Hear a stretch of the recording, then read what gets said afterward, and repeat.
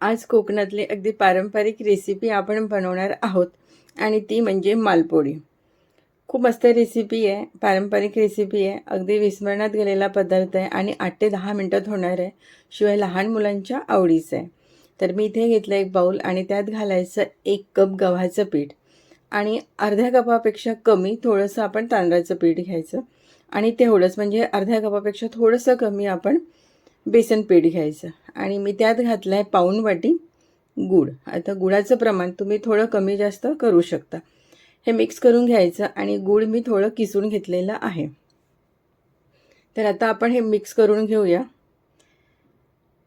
आणि नंतर आपण यात घालायचं दूध. तर मी इथे 1 कप दूध घेतलेलं आहे. थोडं थोडं दूध घालून आपल्याला हे मिक्स करून घ्यायचं, छान फिरून घ्यायचं. म्हणजे आपण जो गूळ घातला आहे तो सुद्धा छान असा विरघळेल आणि थोडं थोडं दूध घालून आपण हे मिक्स करून घ्यायचं.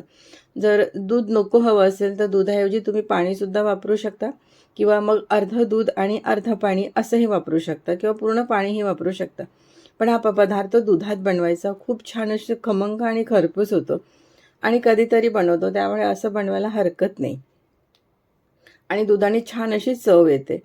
तर मी दूधच वापरलेलं आहे. दूध घालून हे आपण मिक्स करून घ्यायचं आणि साधारण मला 1.25 कप दूध लागलं आहे.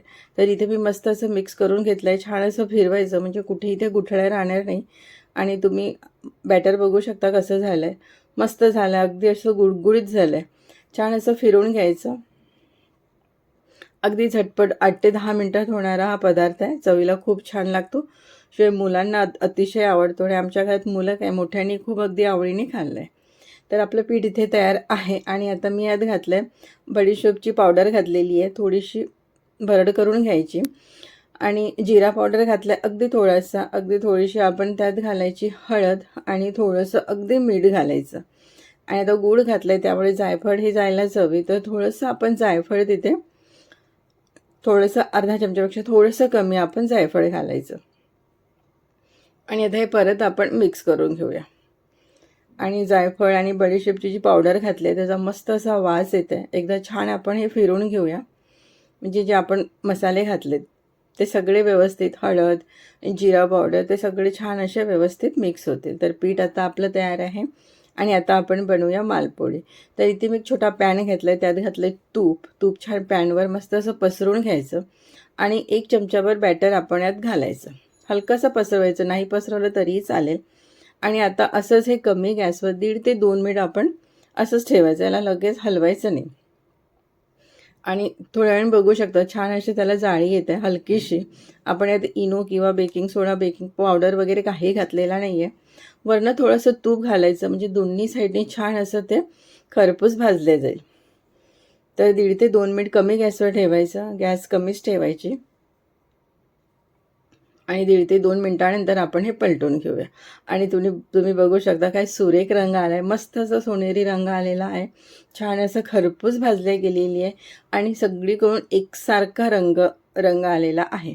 आता दुसऱ्या साईडने सुद्धा असंच कमी गॅसवर 1.5 ते 2 मिनिट आपण हे छान अशी खरपूस भाजून घेऊया आणि आता आपण हे काढून घेऊया. आणि तुम्ही बघा काय सुरेख मस्त दिसतं आणि चवीला अगदी अप्रतिम लागतंय. तर दुसरे पण आपण असंच करूया. थोडं तूप घालायचं आणि 1 चमचाभर आपण बॅटर घालायचं. 1.5 ते 2 मिनिट हे छान असं होऊ द्यायचं. असं बनवून तुम्ही मुलांच्या टिफिनमध्ये सुद्धा देऊ शकता. चवीला अगदी मस्त लागतं आणि अगदी कमी साहित्यात होणारा हा पदार्थ आहे. तुम्ही बघा जाडी किती सुरेख आलेली आहे. वरनं छान असं तूप घालायचं. अगदी पारंपरिक रेसिपी आहे आणि आपण अशी रेसिपी कधीतरीच करतो, त्यामुळे मस्त असं तूप घालायचं, त्याने पण खूप छान अशी चव येते. आता हे दुसरंसुद्धा आपण पलटून घेऊया आणि तुम्ही बघू शकता काय सुरेख रंग आलेला आहे, मस्त झालं आहे.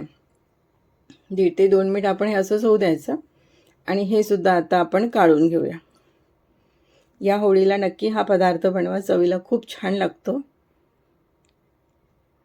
तर आता आपण हे काढून घेऊया आणि काढल्यानंतर याला अगदी थोडा वेळ आपण असं जाळीवर ठेवायचं म्हणजे याची जी वाफ असेल ती निघून जाईल.